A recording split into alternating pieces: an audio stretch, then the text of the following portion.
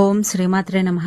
లలితాదేవికి సైన్యాధిపతిగా వారాహీదేవిని వర్ణిస్తారు. ఈమె ప్రస్తావన లలితా సహస్రనామంలో కూడా కనిపిస్తుంది. లలితాదేవి తరపున పోరాడేందుకే కాదు, భక్తులకు అండగా ఉండేందుకు కూడా ఒక గొప్ప యోధురాలుగా నిలుస్తుంది వారాహి అమ్మ. వారాహి అమ్మను ఆరాధిస్తే జీవితంలో ఎదురయ్యే అడ్డంకులన్నీ తొలగిపోతాయి, శత్రుభయం ఉండదు, జ్ఞానం సిద్ధిస్తుంది, కుండలినీ శక్తి జాగృతమవుతుంది. వారాహీదేవి మూల మంత్రాలను, ద్వాదశ నామాలను, షోడశ నామాలను, అష్టోత్తరాలను పఠిస్తే సకల జయాలు సిద్ధిస్తాయి. స్వస్తి. పూజలు వ్రతాలు ఏమీ వద్దు. నిద్ర లేచిన వెంటనే వారాహి అమ్మకి ఈ ఒక్క మాట చెప్పుకుంటే చాలు, జరగనే జరగవు అన్న పనులు కూడా జరిగిపోతాయి.